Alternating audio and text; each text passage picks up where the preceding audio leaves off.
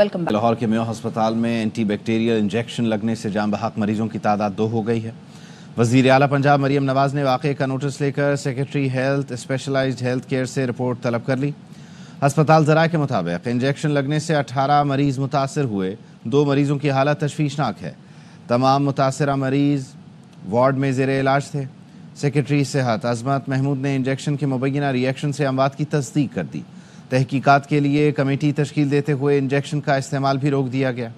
وزیر اعلیٰ پنجاب مریم نواز نے واقعے کی رپورٹ طلب کرتے ہوئے واقعے پر تشویش کا اظہار کیا۔ کہا ذمہ داروں کے خلاف سخت کارروائی کی جائے گی۔ 10 ماہ پہلے خانیوال میں بھی یہی انجیکشن لگنے سے بچوں کی اموات ہوئی تھیں۔ لاہور کے میو اسپتال میں انجیکشن سے 2 مریضوں کی اموات پر پنجاب کے اسپتالوں میں انجیکشن سیپریسکون کا استعمال روک دیا گیا ہے۔ ایم ایس کا کہنا ہے جناح اسپتال کو بھی محکمہ صحت نے اس کمپنی کا انجیکشن کا اسٹاک بھجوایا تھا۔ حسن حفیظ ہمارے ساتھ موجود ہیں، بتائیے حسن۔ جی، یہ افسوسناک واقعہ گزشتہ روز پیش آیا جب سیفٹریکزون ایک انجیکشن ہے جو سالٹ ہے، یہ جو انفیکشس مریض ہوتے ہیں جن کو انفیکشن ہوتا ہے سرجری سے پہلے یا سرجری کے بعد یہ انجیکشن لگایا جاتا ہے تاکہ جسم میں کوئی بھی انفیکشن جو ہے وہ نہ ہو۔ یہ گزشتہ روز انجیکشن لگایا گیا جس کے بعد 18 مریضوں کی حالت غیر ہو گئی، اور یہاں چسٹ سرجری وارڈ جو میو ہاسپٹل کا ہے، میں اس وقت یہاں پر موجود ہوں، اور اس وارڈ کے تقریباً 18 مریض کی حالت تشویشناک ہونے کے بعد عملہ جو ہے وہ کافی پریشان ہوا، جس کے بعد 2 افراد جو ہے ان کی حالت انتہائی غیر اور تشویشناک ہو گئی جن کو وینٹیلیٹر پر رکھا گیا۔ موقع پر نورین نامی ایک لڑکی جس کی عمر 31 سال ہے وہ دم توڑ گئی۔ پھر گزشتہ رات جو ہے وہ ایک اور شخص جو ہے وہ دم توڑ گیا، دولت خان جس کا نام بتایا جا رہا ہے۔ یہ 2 افراد کے دم توڑتے ہی یہاں پر انتظامیہ نے تحقیقاتی کمیٹی تشکیل دے دی ہے جو اس بات کا جائزہ لے رہی ہے کہ اس انجیکشن میں کیا چیز ایسی موجود تھی جس کی وجہ سے مریضوں کو جو ہلاکتیں سامنے آئیں اور یہاں پر جو ہے وہ یہ ریئیکٹ کر گیا۔ دوسری جانب جب ایم ایس سے میو ہاسپٹل سے ہماری بات ہوئی، ڈاکٹر احتشام کا کہنا ہے یہ انجیکشن کی جو کھیپ ہے یہ ڈی جی ہیلتھ آفس سے آئی تھی، اور ابھی یہ تحقیقات کی جا رہی ہیں کہ اس انجیکشن میں کیا ایسی چیز ہے، کیونکہ ڈرگ ٹیسٹنگ لیبارٹری کی انتظامیہ بھی یہاں پر موجود ہے اور یہاں پر ڈی جی ڈرگز جو ہیں وہ یہاں پر آ چکے ہیں۔ انجیکشن کی تمام تر جو انگریڈینٹس اس کے اندر موجود ہیں وہ جائزہ لیا جا رہا ہے کہ اس میں کیا ایسی چیز تھی جو کہ مریضوں کو ریئیکٹ کر گئی۔ یہاں پر لوائقین کی بڑی تعداد بھی موجود ہے جن کے لوگ یہاں پر اس بات پہ پریشان ہیں اور خدشہ ہے کہ مزید ان کے بچوں کی یا رشتہ داروں کی ہلاکتیں نہ ہو جائیں۔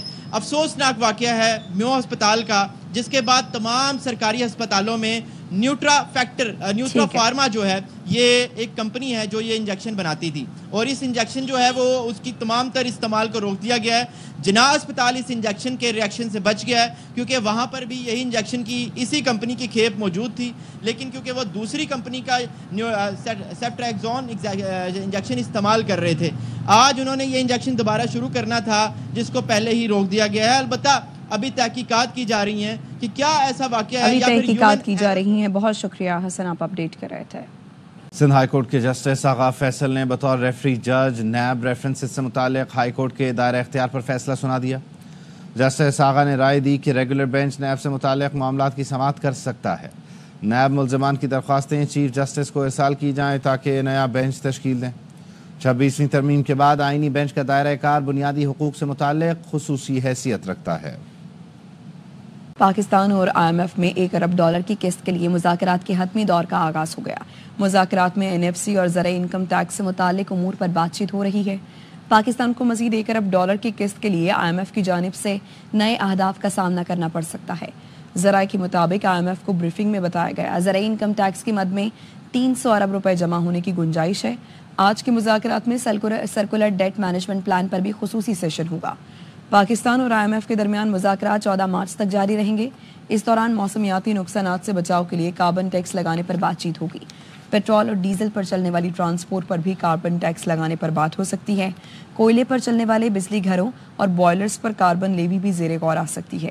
گردشی قرضے کی ادائیگی کے لیے بجلی پر $2.8 فی یونٹ سرچارج لگانے کی تجویز ہے۔ مذاکرات میں نیو الیکٹرک وہیکل پالیسی میں ٹیکسوں کے حوالے سے بات چیت ہوگی۔ الیکٹریکل وہیکل کے لیے ٹیرف اور رعایتوں سے متعلق امور پر بات چیت ہوگی۔ آئی ایم ایف کے ساتھ نجکاری کے شارٹ ٹرم پلان پر تبادلہ خیال ہوگا۔ پی آئی اے سمیت اداروں کی نجکاری کا بھی جائزہ لیا جائے گا۔ पेशावर हाई कोर्ट ने पीटीआई रहनुमा फैसल जावेद का नाम पासपोर्ट कंट्रोल लिस्ट से निकालने की दरखास्त पर समाअत 17 मार्च तक मुलतवी कर दी। दरखास्त गुजार के वकील ने कहा, दरखास्त गुजार उम्रे के लिए जाना चाहते हैं, आज इनकी फ़्लाइट है। FIRs की बुनियाद पर किसी को बाहर जाने से नहीं रोका जा सकता। डिप्टी अटॉर्नी जनरल ने कहा, 2 महीने पहले तफसीलात दी कि ये इन केसेस में पेश नहीं हुए।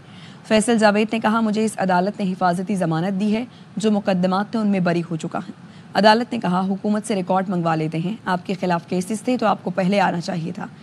FIA के नुमाइंदे ने कहा, PN ILFI और APCL पासपोर्ट एंड इमिग्रेशन देखती है, ECL का काबीना डिवीज़न देखती है। शहर और सूबे के मसाइल हल नहीं हो रहे, जब बात करता हूँ तो किसी को तकलीफ होती है और फिर वो चुगली करता है, लेकिन मुझे किसी चुगली की फिक्र नहीं। गवर्नर सिंध कामरान टिसोरी कहते हैं, मेरे एक बयान पर पीपल्स पार्टी कहती है अपनी आईनी हुदूद में रहें। कोहाट में तांदा डैम के करीब नामालूम अफराद की फायरिंग से 2 पुलिस एहलकार शहीद हो गए। शहीद एहलकारों की शनाख्त मुस्तफ़ा और जाहिद के नाम से हुई। पुलिस का कहना है मुलजमान की गिरफ्तारी के लिए सर्च ऑपरेशन शुरू कर दिया गया। वफाकी वज़ीर दाखिला मोहसिन नकवी की पुलिस एहलकारों पर फायरिंग की मजम्मत। शहीद एहलकारों को खिराज अक़ीदत पेश किया। कहा, शहीद पुलिस एहलकारों की कुर्बानी को सलाम पेश करते हैं, उनके ख़ानदानों से दिली हमदर्दी और ताज़ियत का इजहार करते हैं। खैबर पख्तूनख्वा पुलिस के सपूतों ने दहशतगर्दी के खिलाफ जंग में लाजवाल कुर्बानियाँ दी। उनकी अजीम कुर्बानियों को हमेशा याद रखा जाएगा। सानिहा दारुल उलूम हकानिया में शहीद मौलाना हामिदुल हक की जानशीन मौलाना अब्दुल हक सानी ने तहकीकात पर अदम इत्मीनान का इजहार कर दिया। कहते हैं 10 दिन गुजरने के बावजूद मुलव्वस अनासर को बेनकाब नहीं किया गया। वाक़े के पीछे इस्लाम, पाकिस्तान और अमन दुश्मनों का हाथ है। मजीद बता रहे हैं पेशावर से यावाई न्यूज़ के नुमाइंदे नवाब शेर। जी बिल्कुल, मौलाना हामिदुल हक साहब के साहबजादे मौलाना अब्दुल हक सानी साहब हमारे साथ मौजूद है। जो इन्वेस्टिगेशन की गई है, आप लोग उससे कितना मुतमईन है? इन्वेस्टिगेशन से हम बिल्कुल नहीं है मुतमईन। आज 10 रोज हो गए हैं सानिया को पस पर्दा साजिश को आश्कारा नहीं किया गया। सहूलतकार कौन थे, इसके पीछे जो अनासर थे वो कहाँ है? मौलाना हामिदुल हक तो अमन के दाई थे। मैं अब्दुल हक सानी उनका जानिशीन, उनका मिशन पर अमल पैरा रहूंगा। हुकूमत वक्त से मुतालबा करता हूँ, बिलखुसूस वफाकी हुकूमत इस सानिया के बाद का जो रवैया है वो इंतहाई अफसोसनाक है। हम बिल्कुल उन पर अदम इत्मीनान का इजहार करते हैं। सानिया की जल्द से जल्द इन्वेस्टिगेशन की जाए और जो भी इसमें मुलव्विस थे उनको करारवा की सजा दी जाए। जी कोहाट मुआहदे के बाद जिला खुरम में बंकर्स में स्मार करने का अमल जारी है। जिला इंतजामिया का कहना है अपर खुरम में 168 और लोअर खुरम में 162 से ज़ायद बंकर्स में स्मार किए जा चुके। पायदार और देरपा अमन के लिए ज़िले में मज़ीद बंकर्स को मिसमार किया जाएगा। Punjab university institute of education and research में माली गबन और बोगस भर्तियों का इंकशाफ। डिपार्टमेंट की इब्तदाई रिपोर्ट में कहा गया है कि टेंडर और बोलियों के बगैर करोड़ों रुपए मालियत की 6 दुकानों की जगह कोड़ियों के भाव मनपसंद अफराद को दी गई। Head of investigative cell Naeem Ashraf Bhatt आगाह करेंगे। बताइए नईम। जी नईम। जी, पंजाब यूनिवर्सिटी के एजुकेशन डिपार्टमेंट में 2 मामला जो हैं, जो 2 माली गबन हैं, उसका इंकशाफ हुआ है। ये इंक्वायरी रिपोर्ट है इस वक्त जो स्क्रीन पर नाज़रीन देख रहे हैं। इसमें ये बताया गया है कि जो तकरीबन करोड़ों रुपए मालियत की जगह थी अभी भी मौजूद है पंजाब यूनिवर्सिटी की, वो 6 दुकानें वहाँ बनाने का फैसला हुआ और ये दुकानें या ये जगह जो है मनपसंद लोगों को कोड़ियों के भाव दे दी गई और ना ही टेंडर हुआ, ना कोई बोली लगी। और इसकी जो सिक्योरिटी की रकम खजाने में जमा करवानी थी वो भी कुछ मुलव्वस अफराद या जो सरबराह हैं साबिक डिपार्टमेंट के, उनके जेबों में चली गई। जो मौजूदा डायरेक्टर हैं एजुकेशन डिपार्टमेंट के, उनके नॉलेज में आया तो उन्होंने ये इंक्वायरी करवाई और अब इन दुकानों की जो तामीर है उससे रोका गया है और मुकम्मल इंक्वायरी के लिए मामला जो है वाइस चांसलर को भेजा गया है। इसके अलावा बोगस भर्तियों का भी इंकशाफ हुआ है, वही इन्हीं लोगों का मुलव्वस होने का उसमें पता चला है और 12 के करीब लोग हैं जो कि बोगस भर्तियां जिनकी की और जिनका कोई कानूनी जवाब नहीं था।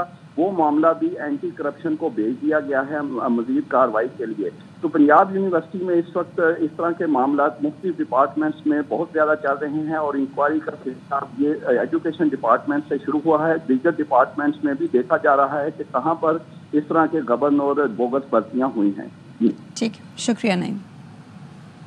खबर कराची सुपर हाईवे से, जहां सब्जी मंडी में ताजरों के गोदाम में आग लग गई है। अफजल खान हमारे साथ हैं, उनसे तफसील जान लेते हैं। जी अफजल, बताइए। دیکھیے سپر ہائی وے چاکر ہوٹل کے قریب یہ سبزی منڈی کے تاجروں کا گودام تھا جس کے اندر فروٹ کی پیٹیاں اور دیگر اشیاء موجود تھی اور اس پر اچانک آگ لگی ہے اور آگ کی شدت بہت زیادہ ہے جس کو پیش نظر رکھتے ہوئے فائر بریگیڈ کی جانب سے 5 گاڑیاں یہاں پر بھیجی گئی ہیں. اس وقت ریسکیو 1122 کی ٹیمیں بھی وہاں پر پہنچی ہیں اور آگ بجھانے کے علاوہ ریسکیو آپریشن بھی شروع کیا گیا ہے. فائر بریگیڈ حکام کا کہنا ہے کہ آگ کو مزید پھیلنے سے روکنے کی حکمت عملی پر پہلے کام کر رہے ہیں کیونکہ قریب میں دیگر دکانیں اور پیٹرول پمپ بھی ہیں. جن دکانوں کے اندر آگ لگنے کا خدشہ ہے وہاں سے دکانداروں نے اپنی مدد آپ کے تحت اپنا قیمتی سامان بھی نکالنا شروع کر دیا ہے. خوشائن بات یہ ہے کہ اس واقعے کے اندر اب تک کسی جانی نقصان کی اطلاع موصول نہیں ہوئی ہے لیکن فائر بریگیڈ حکام کا کہنا ہے کہ آگ کی شدت بہت زیادہ ہے جس کو پیش نظر رکھتے ہوئے مزید امدادی جو ادارے ہیں ان سے بھی مدد لینے کا فیصلہ کیا گیا ہے. ٹھیک ہے، بہت شکریہ افضل. ہسپتال کے MS ڈاکٹر احتشام کہتے ہیں انجیکشن کی تیسری ڈوز کے بعد ریئیکشن کے کیسز سامنے آئے. 16 میں سے 2 مریضوں کا انتقال ہوا، 14 کی طبیعت بہتر ہے. یہ انجیکشن ہمیں DG ہیلتھ آفس سے ملے تھے. دیگر ہسپتالوں کو بھی یہ انجیکشن سپلائی کیے گئے ہیں. جس میں 14 جو ہے نا وہ اسٹیبل کر لیا میں نے. 2 جو ہے نا ایک فیمیل تھی وہ ایکسپائر کر لی. دوسرے تھے ایک دولت خان صاحب اور رات کو 2:15 بجے. یہ انجیکشن آئے کہاں سے تھے؟ یہ ٹاپ اپ سپلائی تھی DG آفس سے. DG ہیلتھ آفس سے آئے تھے. یہ اسٹاک ابھی آپ کے پاس پرانا پڑا ہوا تھا یا ابھی آیا؟ یہ ہمیں آیا ہے جنوبی میں آیا ہے اور نیا ڈیلیوری سے آ رہا تھا. ٹھیک ہے نا. یہ بیچ آئے ہیں ہفتے والے دن بھی انجیکشن 2 مارننگ پر لگا ہے اور ایوننگ کا اتوار کا مارننگ کا لگا ہے. اب جو یہ لگنا تھا یہ والا اس میں سپریم کورٹ میں سویلینس کے ملٹری ٹرائل سے متعلق کیس کی سماعت. جسٹس جمال مندوخیل نے کہا FBLE کیس میں طے ہوا کہ آرمی ایکٹ فوج کے ممبران کے لیے بنا ہے. مزید بتائیں گے راجہ محسن اعجاز. بتائیے راجہ محسن. دیکھیے ملٹری کورٹ میں سویلینس ٹرائل سے متعلق اپیلوں پر سماعت کو کل تک کے لیے ملتوی کیا گیا ہے اور آج ہونے والی سماعت کے موقع پر حامد خان ایڈوکیٹ کی جانب سے اپنے دلائل مکمل کر لیے گئے ہیں. جبکہ اس کے ساتھ ساتھ جو وزارت دفاع کے وکیل خواجہ حارث ہیں ان کی جانب سے عدالت کو یہ بتایا گیا ہے کہ وہ آپ کل سے جواب کا آغاز کریں گے اور اس کے لیے انہیں تقریباً 1 ہفتے کا وقت درکار ہوگا، ایسا انہوں نے عدالتی استفسار پر بتایا. آج ہونے والی سماعت کے موقع پر جسٹس جمال مندوخیل کی جانب سے ریمارکس میں یہ کہا گیا کہ FBLE کی سپریم کورٹ میں سویلینس کے ملٹری ٹرائل سے متعلق کیس کی سماعت. جسٹس جمال مندوخیل نے کہا FBLE کیس میں طے ہوا کہ آرمی ایکٹ فوج کے ممبران کے لیے بنا ہے. مزید بتائیں گے راجہ محسن اعجاز. بتائیے راجہ محسن. دیکھیے ملٹری کورٹ میں سویلینس ٹرائل سے متعلق اپیلوں پر سماعت کو کل تک کے لیے ملتوی کیا گیا ہے اور آج ہونے والی سماعت کے موقع پر حامد خان ایڈوکیٹ کی جانب سے اپنے دلائل مکمل کر لیے گئے ہیں. جبکہ اس کے ساتھ ساتھ جو وزارت دفاع کے وکیل خواجہ حارث ہیں ان کی جانب سے عدالت کو یہ بتایا گیا ہے کہ وہ آپ کل سے جواب کا آغاز کریں گے اور اس کے لیے انہیں تقریباً 1 ہفتے کا وقت درکار ہوگا، ایسا انہوں نے عدالتی استفسار پر بتایا. آج ہونے والی سماعت کے موقع پر جسٹس جمال مندوخیل کی جانب سے ریمارکس میں یہ کہا گیا کہ FBLE کیس میں طے ہوا کہ آرمی ایکٹ فوج کے ممبران کے لیے بنا، مگر FBLE میں یہ بھی کہا گیا کہ آرمی ایکٹ کا سیکشن D اس مقصد کے لیے نہیں بنا. اب تنازع یہ ہے کہ وہ کہہ رہے ہیں کہ FBLE کیس میں سویلینس کے ٹرائل کی بھی اجازت تھی، آپ کہہ رہے ہیں کہ اجازت نہیں. حامد خان ایڈوکیٹ کا یہ کہنا تھا کہ فوجی عدالتوں کے حق میں دلائل دینے والوں کا انحصار آئین کے آرٹیکل 8(3) پر ہے. جسٹس محمد علی مظہر نے ریمارکس دیے کہ FBLE میں کہا گیا کہ پارلیمان اس معاملے پر 2 سال میں ریویو کر سکتی ہے. جسٹس محمد علی مظہر کا اپنے ریمارکس میں یہ بھی کہنا تھا کہ مگر آج تک پارلیمان نے اس معاملے پر کچھ نہیں کیا. جسٹس جمال مندوخیل کا یہ کہنا تھا کہ تنازع یہ نہیں کہ فوجی عدالتوں میں سویلینس کا ٹرائل کیا جائے یا نہیں، مسئلہ یہ ہے کہ آرمی ایکٹ کے ماتحت جرائم اگر سویلینس کریں تو کیا ہوگا. ان کی جانب سے ریمارکس میں یہ بھی کہا گیا کہ آرمی ایکٹ میں درج جرائم کرنے پر اس کا دائرہ اختیار سویلینس تک بڑھایا جا سکتا ہے یا نہیں. حامد خان ایڈوکیٹ کا یہ کہنا تھا کہ آرمی ایکٹ میں شامل وہ شکیں جن کے تحت سویلینس کا ٹرائل کیا جاتا ہے وہ غیر آئینی ہے. میں اپنے دلائل میں آئین کے آرٹیکل 175(3) کو بیان کروں گا. آئین کے اس آرٹیکل میں واضح لکھا ہے کہ عدلیہ ایگزیکٹو سے الگ ہوگی. جسٹس جمال مندوخیل نے سوال کیا کہ آپ یہ بتائیں کہ عدلیہ کو ایگزیکٹو سے الگ کس نے کرنا تھا. جسٹس جمال مندوخیل نے یہ سوال بھی کیا کہ آرٹیکل 175(3) کے تحت عدلیہ ایگزیکٹو سے خود کو کیا وہ خود بخود الگ تصور ہوگی. اس کے ساتھ ساتھ یہ بھی کہا گیا یہ کہ یا عدلیہ کے ایگزیکٹو سے الگ ہونے کے ڈیکلریشن عدلیہ دے گی یا ایسا ڈیکلریشن پارلیمان کی طرف سے آئے گا. حامد خان نے کہا کہ آئین کے الفاظ واضح ہیں، پارلیمان کے ڈیکلریشن کی ضرورت نہیں. سپریم کورٹ کے جسٹس محمد علی مظہر کا یہ کہنا تھا کہ سپریم کورٹ کی اکثریتی فیصلے میں کہا گیا کہ فوجی عدالتیں آئین کے آرٹیکل 175(3) کے زمرے میں نہیں آتی. اس کے ساتھ ساتھ اب حامد خان ایڈوکیٹ کی جانب سے جو دلائل تھے وہ مکمل کر لیے گئے ہیں اور اب وزارت دفاع کے وکیل خواجہ حارث کل سے اپنے جواب الجواب کا آغاز کریں گے اور بینچ کے سربراہ کے استفسار پر ان کی جانب سے یہ بتایا گیا کہ انہیں ریجوائنڈر کے لیے تقریباً 1 ہفتے کا وقت درکار ہوگا. شکریہ آپ کا. پاکستان کی عدلیہ میں خواتین کی بڑھتی نمائندگی خوش آئند ہے.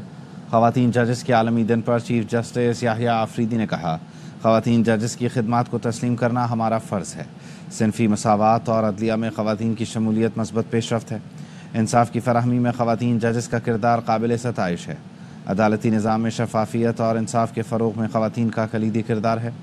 خواتین وکلاء اور ججز کے لیے مزید سازگار ماحول فراہم کریں گے.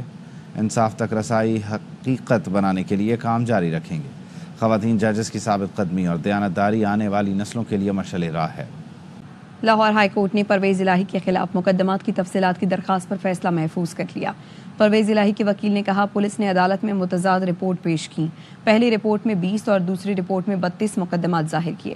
عدالت نے کہا غلط رپورٹ جمع کرانے پر دادرسی کا فورم کون سا ہے.